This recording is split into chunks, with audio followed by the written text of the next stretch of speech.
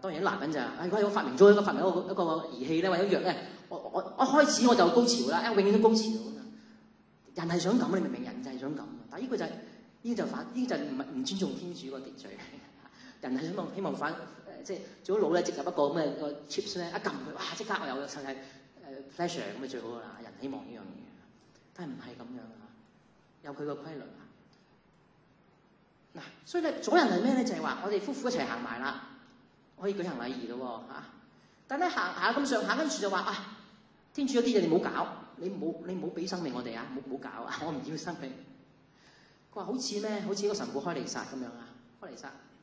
去到念成聖體嘅時候，聖神求你唔好嚟啊！求你不要祝聖這些禮品，不要成為耶穌基督的聖體聖血啊！咁我喺個幾好個解，但睇得到個問題，阻人同埋嗰個自然家人計劃嘅分別。但我想問個問題啦，好簡單，神父係咪成日都想開彌撒㗎？佢可唔可以？佢唔開彌撒有冇犯罪啊？但係如果主日咁佢唔開彌撒，你未俾錢我唔開你，咁唔啱啊！就會咁樣諗已經犯罪啦。但係神父佢有人可能有正當理由佢唔開彌撒嘅喎，譬如可能走火警或者嗰個時間好唔適合，可能有啲危險嘅嘢或者點樣佢可以唔開喎或者教友根本話你教友不斷開啦，開咗咧就可以賺多啲錢，但係唔應該籌款咁啊，唔應該唔應該所以有重要理由可以唔開彌撒嘅喎，唔開彌撒冇犯罪啊，冇犯罪㗎。但係如果開彌撒嘅時候，你有啲嘢係咪你唔可以點樣攞走佢㗎嘛？係咪？就好似頭先喺度話祝聖聖體嘅時候，你可唔可以話聖神，所以求你唔好嚟，就唔好祝聖呢啲成為耶穌？你唔可以係嘛？如果咁做嘅時候咧，我哋點講啊？如果有個神父咁做，聽日你去望彌撒嘅神父咁做，你要點講啊？唔單止無效啊，呢個褻聖啊，係咪啊？咩叫褻聖啊？即係本來都神聖嘅嘢，你變咗係咩？褻瀆咗佢，即係 abuse 佢，即係將佢咧係咩？糟蹋咗佢。嗱，教宗講即係用翻一個咁嘅比喻，即係話夫婦嘅行為就咁樣，即係本來一個好崇高美麗同埋讓天主行動嘅，你尊重天主天主都願意咧，你俾細蚊仔我，雖然我唔想，但係我決定咗行動嘅時候，我對你開放，你俾我生命我俾啦，好似聖神降臨一樣但你唔可以話天主我中意，我要享受嗰個夫婦，但係跟住天主唔好搞，我唔中意用呢麵餅，我用麵包。我用呢個米祝聖，我中意中國人食飯㗎嘛，我唔中意麵無酵餅唔用唔得㗎嘛。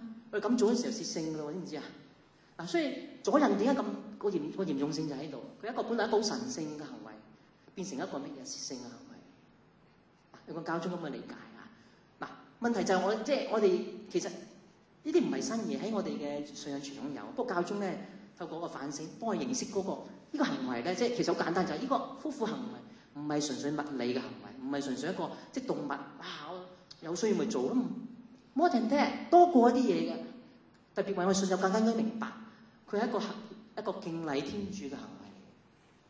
因為天主喺我哋透過行動咧賜予生命，將佢嘅所謂生生不息呢個嘅恩寵咧顯示出嚟嘅得唔得啊？嗱，即係一個即係我哋解釋俾教友聽一個，即係你可以唔做咯，但係你做嘅時候你唔可以破壞咗個禮儀嗰個客觀性呢個天主定㗎嘛，係嘛？我咁去睇個阻人係嘛 ？OK， 咁位格化、物理化就係話呢個比較我又唔好講呢樣，因為呢個比較哲理，我唔想講呢樣，因為嗰時最主要講話有啲人覺得即係係咪？生理咁講，我哋跟住做，咪好似冇咗自由咯，咁咪即係嘛？即係譬如女性係咁樣嘅，我跟住咁咪變咗係咁嘅自然律咁我咪變咗好似冇一種嘅即係人去即係超越呢樣嘢咯。咁教宗話唔係，其實意思即係話透過認識個生理咧，我先至可以做一個，我可以睇到天主嘅旨意係乜嘢。我唔係跟個物理性嗰樣嘢，而我透過物理睇到背後天主嘅旨意。原來房事咧就係夫婦嘅結合，同埋咧佢係天主。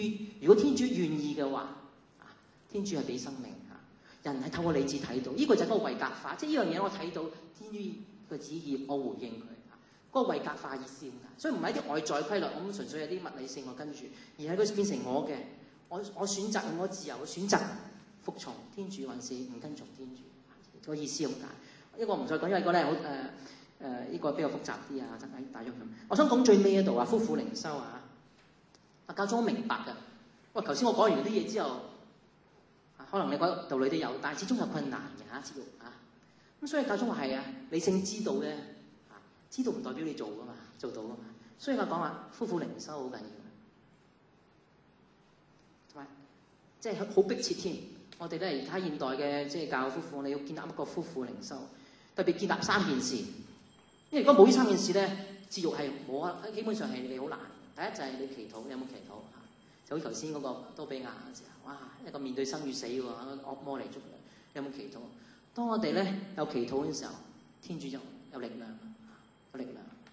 係㗎，節育嘅問題唔係即係唔係話今日冇問題，聽日就會有，即係今日冇問題，聽日就冇問題，唔係喎。呢樣嘢咧其實可能係纏繞住一段日子喎嚇，有掙扎嘅有時嚇。係，我哋要祈禱嚇。更加咧，第二天主俾我第二樣嘢咧，就係聖體聖事，依靠佢咯。我哋身體啊嘛，肉身嘅事係嘛，聖體都係耶穌嘅身體，哇！肉身救肉身係咪？幾犀利？點解我哋唔用咧？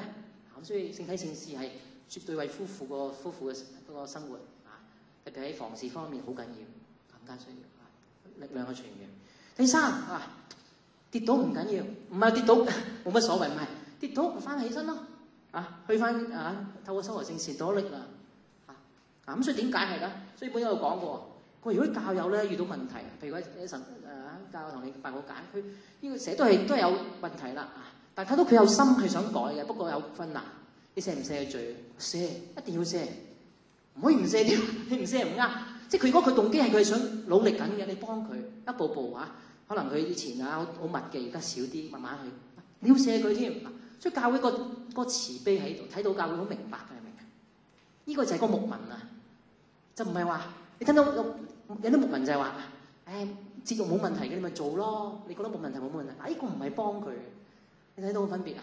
呢個係講出個真理，但係咧都明白佢嘅困難，同佢一齊行咯。我同你一齊，唔緊要啊！你真心你願意嘅，天主會寬恕你，去啦，平安翻去啦，唔緊要。你睇到個分別啊？呢個就係即係教會想指出個關於節育問題個正確個牧靈嗰個方向，就唔係同你教講。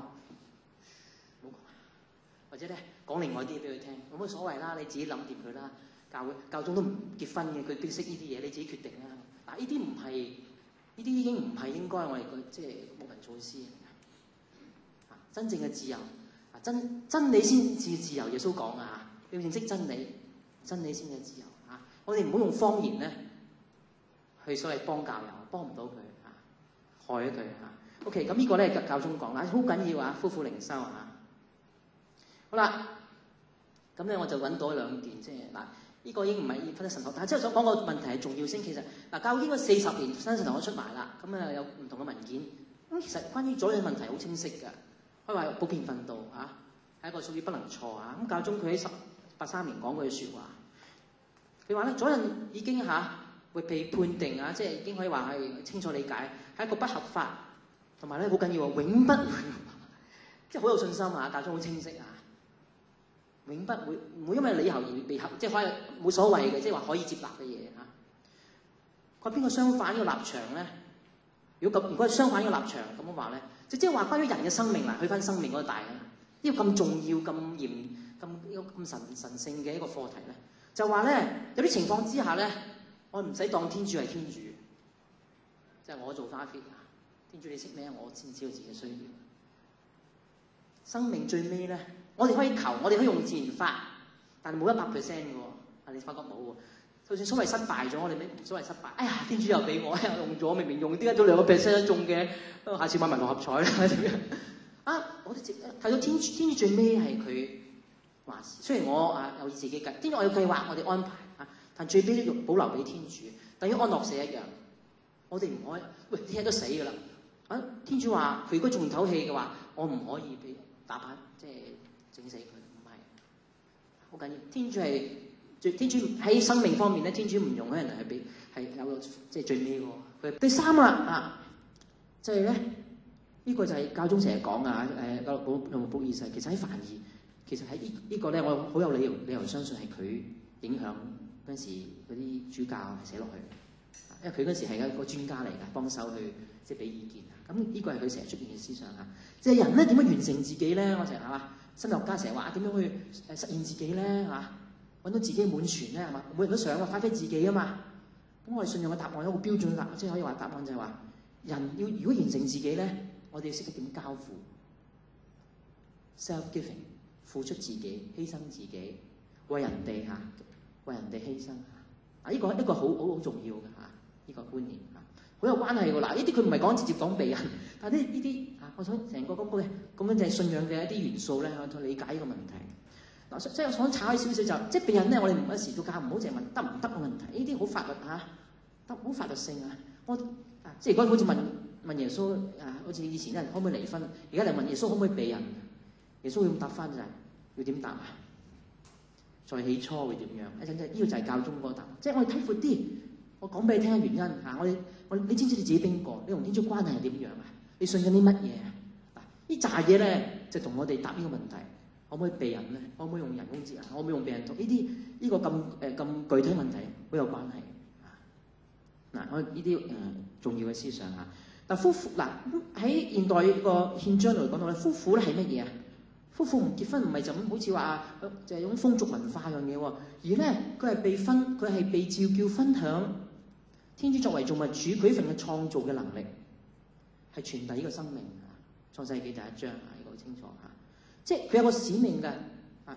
你結婚嘅人咧，係呢個使命係傳遞生命，啊！咁所以睇到嗰個身份你幾咁崇高啊！即係我想講話，夫婦地位好崇高，喂！即係選咗你喎，去參與天主創造喎，啊！參與天主創造。而家我哋冇咗啲聲，覺得咁人生出嚟就咁咯，生個叉燒仲好啦，食咗佢嗰啲。因為我哋對人嗰個尊嚴咧，我問佢道已經係好講，人好即係所以幾即係點啊？幾賤啦，係嘛？我哋係咪睇報紙睇咩？因為雜誌嚇呢個，所以咧我哋要去恢復翻呢種嘅尊嚴好緊要。另外一個觀念就係啦，阿梵二講嘅就係仔女係婚姻嘅冠冕啊，即係結婚已經好靚啦，就係咧同你加冠啊，就係你嘅榮耀嚟㗎嘛，即係即係笠你嘅頭度。嗱，我哋西方教會就冇，東方教會結婚就男嘅女都會戴花冠，就係個花冠啊。花冠有兩個意思㗎，即係。我又跟唔到要講少少。花冠一個就係你光榮係嘛，就係分享基督嘅王者，哇！王者氣派啦，氣威㗎。但第二個咧就係乜嘢？嗰時候講皇冠都係嗰個殉道啊，殉道即係你要死嘅，即係婚就叫你要死嘅，所以婚禮咧係結婚嘅墳墓，絕對啱㗎。但係咩叫死咧？就係死咗你自己，為對方犧牲自己。嗱，好靚嘅東方禮嘅婚姻就係你有兩個身份，就係你有光榮。同時咧，你都係你要殉，但係殉道咩意思咧？就係話忠實嘅見證，你做天主愛忠實見證人。嗱，咁即時諗到同生育有關嘅喎。生育就係點樣啊？你就係為咗仔女，你願意付出，係嘛？係啊，佢阻住你去西藏旅遊㗎，係啊，佢就阻住你㗎，你冇去唔到㗎啦。你10年、18年，佢大咗之後先至去旅行，係㗎。咁你有冇殉道啊？嗱，問緊呢個問題就係，所以咧呢個係個 crown 個冠冕嗰度嚇。嗱，咁另外一點咧，再提一提就係我會成日翻呢度啦，就係唔係新嘢嚟嘅，就係重複翻，即係夫婦房事成日都有兩個意思嘅，成日都有兩個意思，呢兩個意思都唔可以分開，因為你將佢拆咗一個咧，令我好多諗埋嘅，就係咩咧？就係夫婦嘅房事咧，佢哋嘅交合咧，成日都有兩個意思，第一就係表達佢二人成為一體嘅事實，結合，因為好具體嘅標記嚇，佢就會行埋一齊。所以真係我哋唔係一啲精神性啊，我愛你咁樣，又唔需要啲實際行動。所以中國人唔啱㗎，話我愛喺心度啊嘛，我老婆都愛心得㗎啦。